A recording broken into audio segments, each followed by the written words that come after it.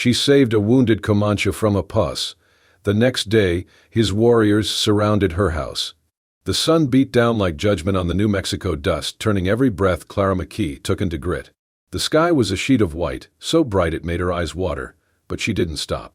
The bucket on her hip sloshed, nearly empty from the half-dried creek she had walked a mile to reach. Water had become her second religion, earned, never gifted. She was halfway home when she saw him. At first she thought it was just another carcass. Coyote maybe, or something buzzards hadn't picked clean yet. But then she caught the rise and fall of a chest, ragged and shallow. Her steps slowed. Her heart jumped sideways in her chest. He was young. Barely a man, skin the color of old copper, black hair matted to his face with blood and dirt. An arrow shaft jutted from his thigh, snapped near the base. His shirt was torn, revealing muscle and bone, his lips cracked, his eyes closed. Blood soaked the dust around him, dark and drying. Her father's voice echoed from some memory she'd buried deep. "You see one of them alone, girl. He's bait. The rest ain't far." But her feet didn't move. She crouched slowly, clutching the bucket with one hand and pressing her other to his neck. There was a pulse, weak, but there. The groan he made as she shifted his head was small. Animal, not dangerous, just alive. She reached into the bucket and let a few drops of water trickle onto his lips. He flinched, then swallowed. His eyelids fluttered. He muttered something, not English, not Spanish. Maybe Comanche. Maybe a prayer. Maybe a curse. That was when the horses came. The thudding of hooves came up fast behind her. 6 riders, faces half covered in bandanas, rifles slung low. Dust and sweat clung to their coats. Tucker rode at the front, a man with a voice like coal scraped on metal and a temper mean as a rattler. "Miss McKee," he drawled, reining in. His eyes flicked to the man at her feet. "Well now, ain't this a surprise?" Clara stood slowly, body tense. "He's dying." "He's Comanche," Tucker snapped. "Killed 2 men back near Dry Creek. Shot them through the back. Bastard ran and left his brothers behind." She didn't move. One of the men laughed. "Let her save him. He'll gut her before the sun sets." Tucker leaned forward in his saddle, face hard. "You help him, Clara, and you're a traitor. Might as well paint your face red and take up a tomahawk." Clara's jaw tightened. "He's bleeding to death." "Then let him." Tucker shifted his rifle. "Unless you want us to finish it for you." She stared him down. "You raise that rifle again on my land, Tucker, I swear to God I'll put you in the ground next to him." The silence that followed stretched tight and brittle. One of the younger men muttered, "Ain't worth it." Tucker spat into the dirt. "You always were a fool for lost causes." Then he turned his horse with a jerk and galloped off. The others followed. Clara waited until their dust faded. Only then did she drop to her knees beside the young man again. "You better be worth it," she muttered, pulling the scarf from her neck to wrap around his leg.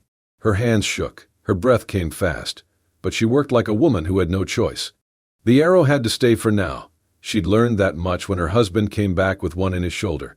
Died anyway, but not from the wound, from the infection. "Damn you," she whispered as she hauled him over her shoulder. "You're heavier than you look." Every step home was agony. Her back screamed. Her arms trembled. Her legs buckled more than once. But she kept going, step after dragging step, until her cabin came into view. A squat, sun-scorched shelter that had stood longer than her marriage. Longer than her hope. Inside, she kicked the rug aside and opened the cellar hatch. The cool air rose up to greet her like a sigh. "I'll regret this," she muttered, easing him down into the dark. "But not today." She tossed down a blanket, a tin of salve, and a canteen before closing the hatch. Only when she bolted the trapdoor did her knees give out. She slumped against the wall, lungs burning, fingers raw from blood and splinters. Outside, the wind stirred dust into the yard. Inside, Clara McKee stared at the door, rifle across her lap, and whispered to no one in particular, "I hope you live, Comanche. Because I just bet everything I got on a man I don't even know." The cellar was dark and cool, smelling of earth and onions, the kind of scent that clung to roots and secrets. Clara lit a small oil lamp and set it on the floor beside the cot she had dragged down earlier. The Comanche lay motionless, save for the shallow rise and fall of his chest. His skin shone with sweat, streaked with dirt and dried blood. The arrow still jutted from his thigh, angry and red. Clara knelt beside him, her hands trembling despite herself. She had boiled water, brought down clean rags, whiskey for cleaning, and thread she hadn't used since the last time she tried to mend something that didn't want to hold together. He didn't stir as she cut the fabric from around the wound. Only when she poured whiskey over the torn flesh did he groan low in his throat, a sound between pain and warning. His eyes fluttered open, dark and unfocused, and she saw the wildness in them, the animal edge of someone who'd spent too long hunted. "It's all right," she said softly, unsure who she was trying to convince. "You're safe. For now." He didn't answer. Didn't even blink. She set her jaw and went back to work. She couldn't pull the arrow yet, it would bleed too much. So she cleaned around it, packed the wound, and wrapped it as tight as she dared. Her hands moved with clumsy care, guided more by memory than skill. When it was done, she wiped the sweat from her brow and leaned back on her heels, breath short. "You gonna talk?" she asked, not expecting a reply. "Or just stare at me like I'm the one in the wrong?" The man's gaze didn't change, still wary, still watching. "You don't have to thank me," she muttered. "Just don't try to kill me when you can stand again." That night she slept by the trapdoor, rifle within reach. She told herself it was precaution. She told herself she didn't trust him, and that was still mostly true. But when she woke near midnight, the cellar was quiet, save for a whisper. A single word, repeated in a voice dry and cracked as old paper. "Nokomi." "Why?" She sat up, listening.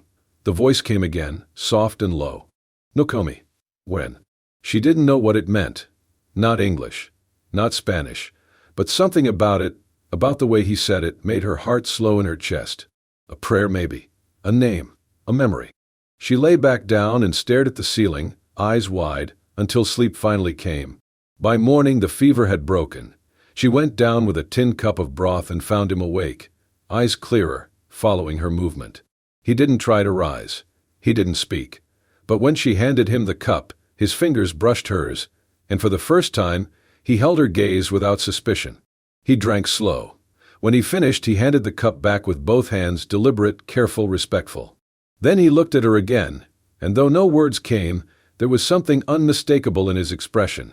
Gratitude. "Bon." She set the cup aside and folded her arms. "You're welcome," she said. He nodded once, slow. They sat in silence, two strangers joined by injury and dust, neither knowing what came next, but both alive. For now. The morning light came pale and sharp, slicing through the dusty air like a blade. Clara was feeding the fire in the stove when she heard the first sound, hooves. Not one or two, many. Soft, deliberate. Not galloping like the Posse. This was a procession. A warning. She crossed to the window and looked out. They came like shadows rising from the earth. More than a dozen Comanche warriors approached on horseback, silent as the wind, spreading out in a wide circle around her cabin. Feathers moved in their hair, rifles slung low, tomahawks gleaming at their hips. They did not shout. They did not draw weapons, but their presence pressed against the world like a storm waiting to break.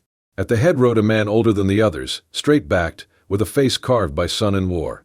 His braids were streaked with silver, his chest marked with faded paint and scars like history written on skin.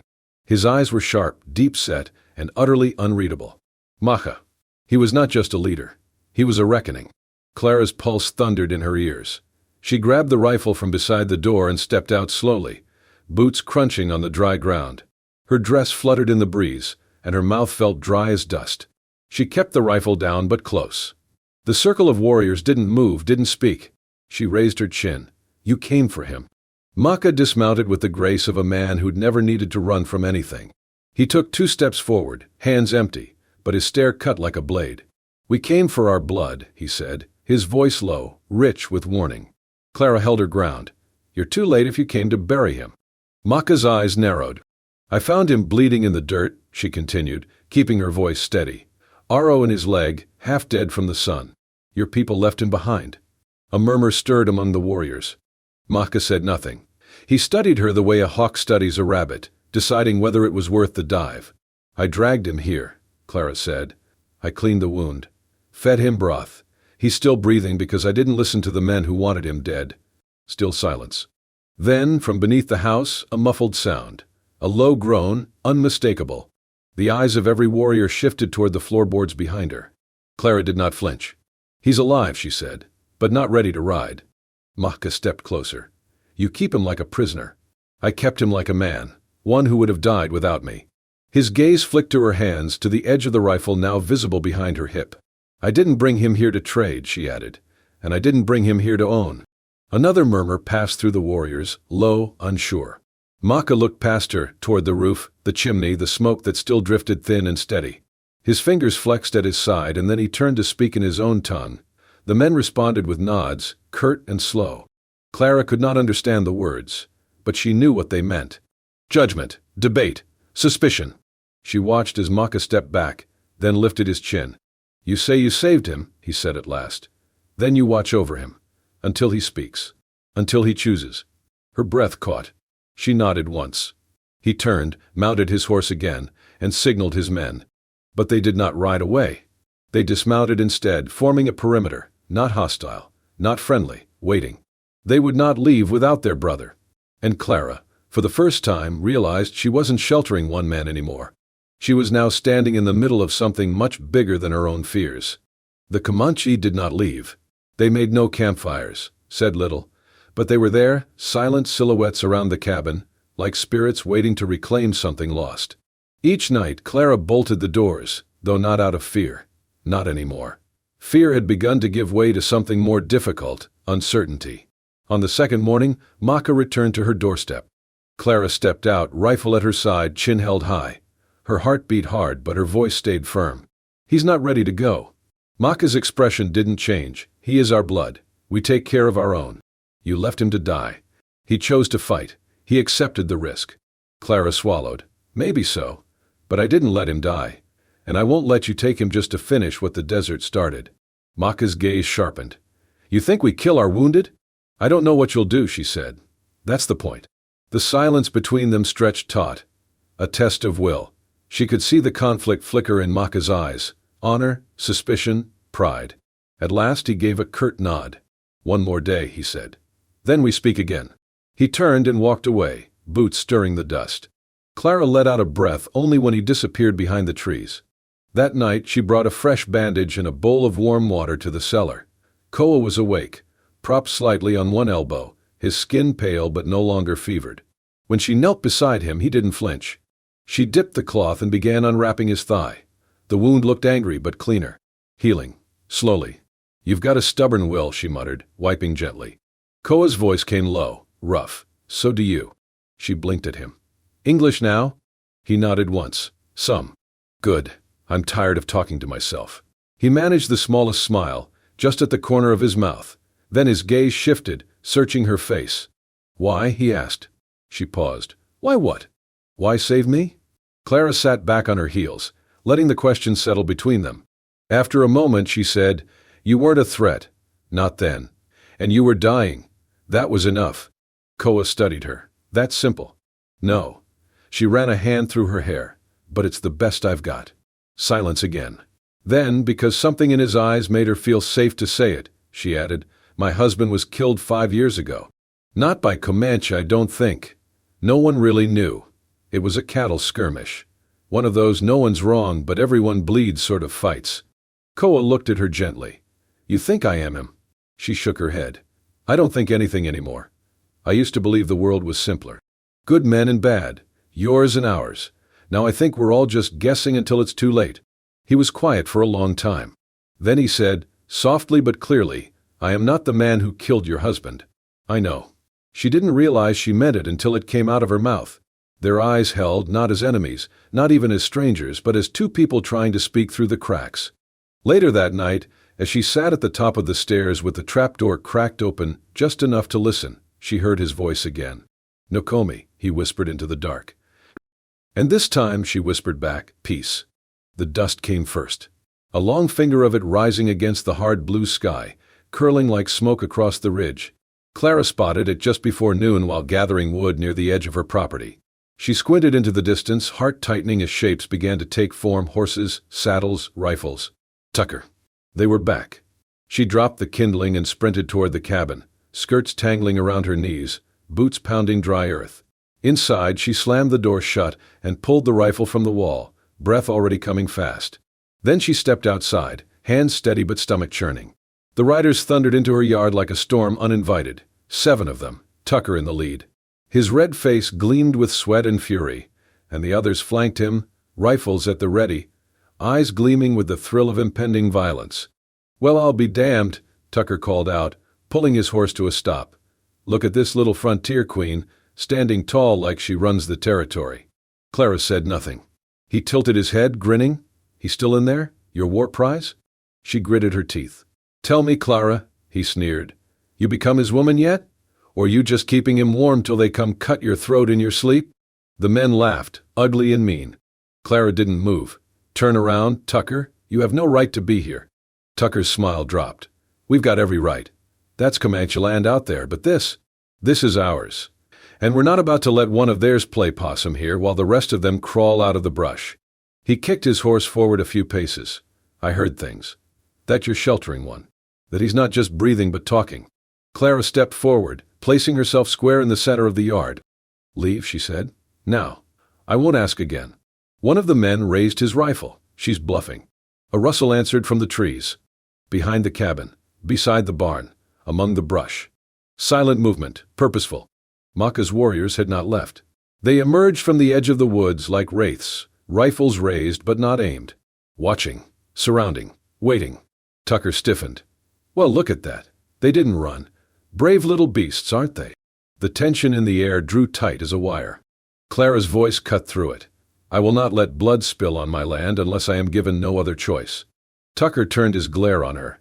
"You really picked your side, didn't you?" "I didn't pick a side," she snapped. "I chose to save a life. You came here to kill." He laughed once, bitter. "You sound just like my wife before she ran off with a preacher." Maka stepped out from behind the cabin, walking slowly but without fear. His warriors fanned wider. No one spoke. They didn't need to. Tucker's hand dropped to his holster. Clara's rifle rose before he could draw. Her voice cracked like a whip. "Try it. I dare you." Tucker stared at her. The wind picked up. A loose shutter slapped against the cabin wall like a heartbeat. "You aiming that at me, Clara?" he said, quieter now. "I'm aiming it at the man who decides to make me dig another grave in dry dirt." They stood like that for a long, painful moment. Behind her, Koa appeared in the doorway, pale, limping, but upright. He said nothing, but the sight of him sent a shiver through Tucker's ranks. Not a ghost, not a corpse. A man who refused to die. Tucker spat into the dust. "This ain't over." "No," Clara said, "but maybe it never should have started." He turned his horse, snarling. "One day, girl, you'll wish you'd let him bleed." The Posse rode off in a storm of hooves and dust. When the air cleared, Clara lowered her rifle slowly. Maka stepped beside her, his eyes unreadable. "You fight for him," he said. She turned to look at Koa, who stood behind her, steadying himself on the doorframe. "I fight for peace," she said. "But if I have to stand between both sides with a gun to keep it, so be it." Maka gave a slight nod, not approval, not praise. Recognition. Clara had become something else now, not just a settler, not just a woman. She was a boundary, a line no one dared cross lightly. It started with a sound like the snap of a bone, sharp, sudden, final. A gunshot cracked through the stillness, echoing off the rocks like thunder. For a split second, no one moved. The world held its breath. Then chaos tore it wide open. Smoke burst from the muzzle of a settler's rifle, and the bullet struck the ground inches from Maka's feet. The warriors responded without hesitation. They moved like wind and fire, spreading through the brush with terrifying coordination. Rifles barked. Horses reared. The air filled with shouting, gunfire, and the scream of dust-choked wind. Clara didn't have time to think. She dropped to her knees behind the woodpile beside the cabin, loaded her rifle with shaking hands, and pressed it tight against her shoulder. The crack of gunfire around her was deafening, but she could still hear the voices, men shouting her name, calling her traitor, demanding surrender. None of it mattered. Not anymore. She caught sight of Koa near the doorway, gripping the wall for balance. He was still weak, favoring his wounded leg, but his eyes were sharp and alert. Blood had brought him back to life. Clara raised her head and fired. A settler ducked too late. His hat flew off as her shot tore through the brim. She ducked back as return fire split the air above her, biting wood and sending splinters into her face. She wiped her cheek with the back of her hand, smearing dust and blood. To her left, Maka led a flanking charge, directing warriors with hand signals, voice low and urgent. The Comanche moved as one, flashing between cover, rifles raised, fearless. Clara didn't speak their language, but she didn't need to. Their battle was a language of its own. Then a sudden cry rang out sharp, close. Clara turned just in time to see a settler break from the trees, rifle leveled at Koa's exposed side. She scrambled to her feet, heart hammering, and fired without aiming. The shot slammed into the man's shoulder. He spun, dropping his weapon as he fell hard to the ground. Clara stood frozen, smoke curling from her rifle barrel. Her breath came in ragged gasps. Her hands trembled. Koa stared at her. Not in fear. Not in anger. But in something deeper. Recognition. She had drawn blood in defense of him. There was no going back now. Another shot rang out, this one closer. Clara ducked, pain lancing across her upper arm. A graze. Not deep, but enough to knock her sideways into the dust. Before she could rise, a shadow moved fast beside her. Koa. He crawled toward her, dragging his injured leg, one arm bracing his body, the other outstretched toward her rifle. His chest heaved, sweat and blood staining the fabric of his shirt, but his eyes never left her. She handed him the weapon. Together they pressed against the wall of the cabin. He loaded, aimed and fired, steady, practiced. The rifle bucked in his hands. Clara watched him work, watched the pain twist his face, and the fire in his eyes refused to dim. This was no enemy, no myth, just a man fighting for breath, for survival for her. Gunfire surged again as the settlers pushed forward. Another warrior cried out, dropping behind the fence. A horse bolted, riderless. Clara reloaded, teeth gritted, and fired again. They fought side by side, two against many, neither retreating. Eventually, the tide shifted. The settlers faltered. One dropped his rifle and ran. Another cursed and pulled his wounded comrade from the fray. Tucker, bleeding from his shoulder, shouted something incoherent and disappeared into the trees. And just like that, it ended. Smoke curled through the air, hot and bitter. The dust settled. Silence fell. Clara sat in the dirt, panting. Blood oozed from her arm. Her dress was torn, face streaked with sweat and soot. Koa slumped beside her, chest rising in shallow breaths, but alive. She looked at him. He looked back. No words passed between them. None were needed. She had crossed a line today, not by accident, not by circumstance, but by choice. With powder on her hands and fire in her chest, she had claimed her place, not with one people or the other, but with the truth that no one owned her. Koa reached for her hand, slow, tentative. She didn't flinch. Their fingers met in blood and dust, and held. The battlefield lay quiet now. Smoke drifted in low ribbons across the sunlit yard, curling through broken fences and the scorched wood of Clara's porch. Empty shell casings glinted in the dirt. The wind carried the sharp tang of gunpowder and blood. Tucker and his men were gone. Those who could still ride. Anyway, the rest had crawled or been carried, leaving behind wounded pride and spent bullets. None had the stomach for a second round. Clara sat slumped beneath the cottonwood tree near the well, legs stretched out, her arm wrapped in a strip of her own torn petticoat. Blood oozed through the cloth, but the pain was dull now, far away. Her chest still heaved with every breath. She had survived. But she didn't feel victorious. Maka approached her slowly, his boots crunching over cracked earth. He stood over her, casting a long shadow in the dying light. His expression was unreadable. "You fight like Comanche," he said. Clara let out a shaky laugh. "I don't know what I fight like anymore." Maka crouched, his eyes sharp but not cruel. "You know what comes next?"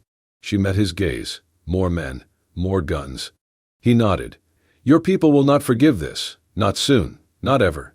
I never asked for their forgiveness." Maka tilted his head. "They will call you traitor. Outcast." "I've been called worse," she said. "By better men." Maka's lips twitched at the corners, almost a smile. Then he rose to his full height, looking beyond her to the edge of the woods where the warriors waited, already preparing to move. Always ready to vanish into the land that had never betrayed them. Koa approached from behind, limping, but with more strength in each step than before. He carried her rifle slung over one shoulder. His shirt was torn, dirt and blood caking his skin. Yet in his eyes was something unbroken. He knelt beside her, slow and deliberate. And then, without a word, he reached for her hand. His touch was careful, reverent. His fingers, calloused and rough, closed around hers with a gentleness that undid her. Clara swallowed hard. "No one comes out of a fire untouched," he said. His voice was soft, low. "No one survives whole." She didn't speak. "But you lived," he continued. "And you kept me living." They sat like that for a moment, hands clasped, heads bowed together, not in defeat, but in understanding. Maka stepped forward again, arms crossed. "You have no home now, Clara McKee," he said. She looked up at him, tired but calm. "Maybe I never did." He studied her for a long beat. Then his voice dropped, heavy with meaning. "Come with us." She blinked. "What?" He nodded toward the trees. "Leave this place. your people, their war, come west. Live where law does not follow and blood still means something. It wasn't a threat. It wasn't pity. It was an invitation. A way out. Out. Or a way forward. She looked at Koa, who still held her hand. He didn't plead. He didn't ask. But in his eyes was something steady, true. A vow. Not in words. In being. She thought of the house behind her, splintered, burned, hollowed. Of the grave she'd already dug. Of the quiet ache in her chest that had been loneliness too long to name. She rose slowly to her feet, gripping Koa's arm for balance. "All right," she said. "No ceremony. No conditions. Just the truth." They would leave together, not as prisoner and savior, not as settler and warrior, but as two people who had earned each other through fire. And still stood. The morning was pale and gold when Clara swung into the saddle one last time. The cabin stood behind her. Scarred, smoke-stained, its windows dark and empty. The place that had once been her whole world now looked small. Hollow. Like something shed and left behind. She didn't look back. Not really. Her eyes passed over the roofline, the battered porch, the tree with the rope swing long gone to rot. Then she turned her gaze forward. Koa rode beside her, his legs still bound but stronger now, his back straight, his eyes on the horizon. Neither of them spoke. They didn't have to. The air between them was full of what had been said in gunfire and silence, and the grip of a hand when the world threatened to end. The Comanche warriors moved in loose formation, slipping through the low canyons and brush like wind over rock. They didn't ride fast. This was not a retreat. It was a return. Clara followed, dust rising in soft spirals from her horse's hooves. Her hands were raw from the reins, her muscles sore from days of battle and sleepless nights, but there was no heaviness in her. Only the clean ache of effort, of choice. The land changed as they went. The flat plains gave way to broken hills, then to winding trails beneath thick stands of pine and sandstone towers. The farther they rode, the quieter the world became. No more gunfire, no more accusations. Just wind and hoofbeats, and the occasional hawk circling far above. By dusk, they reached a narrow ravine flanked by stone and silence. The warriors dismounted, moving with the calm of men who knew they would not be followed here. A fire was built, not large, just enough for warmth. The group sat in a loose ring, eating in silence. Clara remained slightly apart, watching the flames dance, her thoughts slow and quiet. Koa approached after the meal, crouching beside her. He held something in his palm, a small necklace, crafted of polished bone, red stone, and tightly woven sinew. He did not speak. He did not have to. She stared at it for a moment, breath catching in her throat. It was not a ring. Not a vow carved in stone or sealed in a church. But it meant more. It was the kind of promise forged only in survival, in blood and dust, in quiet protection, in trust earned without asking. He reached forward and tied it gently around her neck. The touch was soft, reverent. She placed her hand over the pendant, then over his hand. Their eyes met. That was all. No kiss, no fanfare, just the steady rhythm of something real. Later that night, she lay wrapped in a blanket beneath a sky full of stars, so sharp they looked like shards of ice. Beside her, Koa slept on one elbow, watching the fire fade. And Clara knew. She was not running anymore. Not from her grief. Not from her past.